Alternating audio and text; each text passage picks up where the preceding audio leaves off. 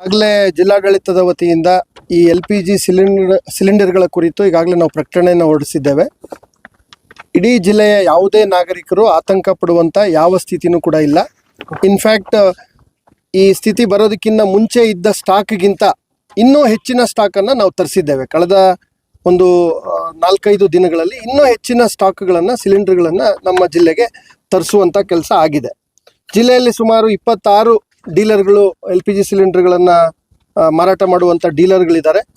ಇಲ್ಲಿ ಏನಾಗ್ತಾ ಇದೆ, ಕೃತಕ ಅಭಾವವನ್ನು ಸೃಷ್ಟಿಸಿ ಜನರಿಗೆ ಆತಂಕ ಮೂಡಿಸುವಂಥದ್ದು ಅಥವಾ ಅವರು ಕ್ಯೂಗಳಲ್ಲಿ ನಿಂತ್ಕೊಳ್ಳುವಂಥದ್ದು, ಖರೀದಿ ಮಾಡಿ ಮನೆಗಳಲ್ಲಿ ಸ್ಟಾಕ್ ಮಾಡಬೇಕು ಅನ್ನೋ ಸ್ಥಿತಿ ಒದಗಿ ಬರುವಂಥದ್ದು, ಇದು ಯಾವುದಕ್ಕೂ ಯಾರೂ ಕಿವಿಗೊಡಬಾರ್ದು.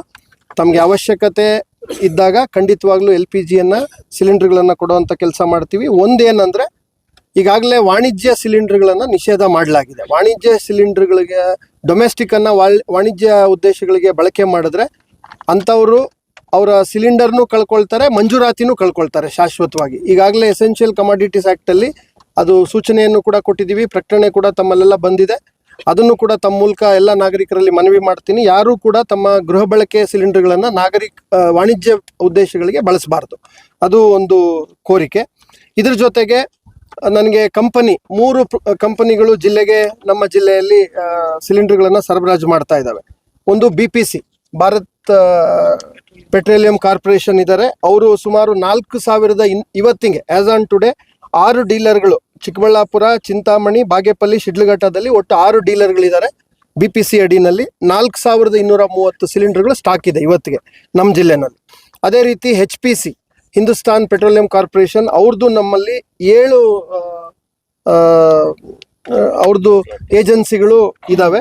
ಆ 7ರಲ್ಲಿ ಬಾಗೇಪಲ್ಲಿನಲ್ಲಿ, ಚಿಂತಾಮಣಿ, ಗೌರಿಬಿದನೂರು 3 ತಾಲೂಕುಗಳಲ್ಲಿ 7 ಔಟ್ಲೆಟ್ಗಳಿದ್ದಾವೆ. ಅದರಲ್ಲಿ 3,279 ಸಿಲಿಂಡರ್ಗಳು ಇವತ್ತಿಗೆ as on today present stock ಇರ್ತಕ್ಕಂಥದ್ದು.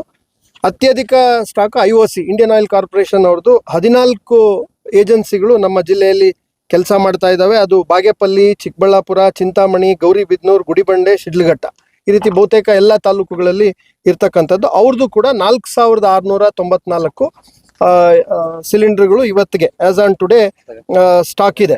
ಸೊ ಒಟ್ಟು 12,000ಕ್ಕಿಂತ ಹೆಚ್ಚು ಸಿಲಿಂಡರ್ಗಳು ನಮ್ಮ ಜಿಲ್ಲೆನಲ್ಲಿ ಸ್ಟಾಕ್ ಇದೆ.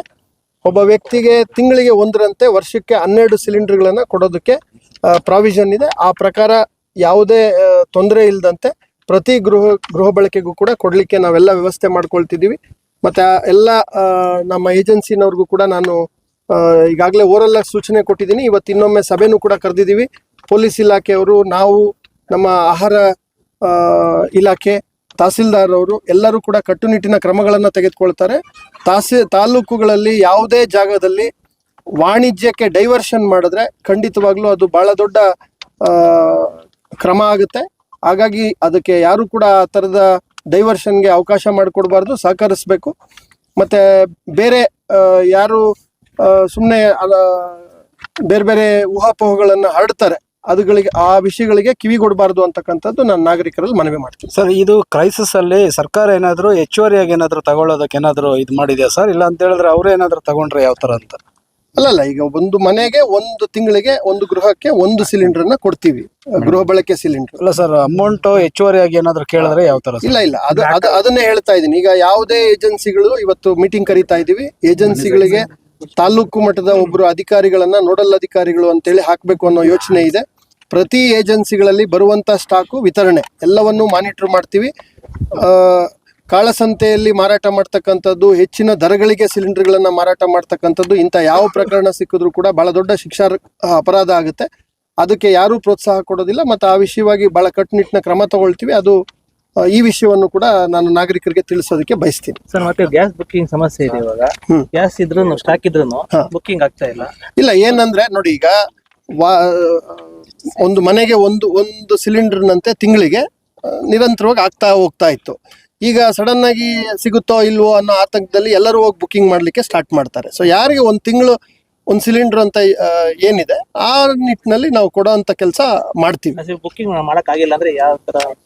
ಇಲ್ಲ, ಆ ಥರದ್ದು ಗಮನಕ್ಕೆ ಬಂದ್ರೆ ಕೂಡಲೇ ಕಂಪನಿಗಳಿಗೂ ನಾನು ಕೂಡ ಮಾತಾಡ್ತೀನಿ. ಈಗಾಗಲೇ ಎಲ್ಲ ಕಂಪನಿಗಳಿಗೆ ನಾವು ಮಾತಾಡಿದ್ದೀವಿ ಜಿಲ್ಲಾಡಳಿತದಿಂದ. ನಮ್ಮ ಕೋಟಾ ಏನಿದೆ ಯಾವುದೇ ಕಾರಣಕ್ಕೂ ವ್ಯತ್ಯಯ ಮಾಡೋದಿಲ್ಲ ಅಂತ ಹೇಳಿದ್ದಾರೆ. ನಮ್ದು ಯೂಶುವಲಿ 10,000 11,000 ಒಳಗಡೆ ಇರ್ತಾ ಇತ್ತು stock at any given point of time. ಇವತ್ತು ನಮಗೆ 12,500 13,000 ಸ್ಟಾಕ್ ಇದೆ ಜಿಲ್ಲೆನಲ್ಲಿ ಸಿಲಿಂಡರ್ಗಳು. ಹಾಗಾಗಿ ಆತಂಕ ಪಡುವಂಥದ್ದಿಲ್ಲ. ನಾಗರಿಕರು ಯಾವುದೇ ಊಹಾಪೋಹಗಳಿಗೆ ಕಿವಿಗೊಡಬೇಡಿ. ಅದು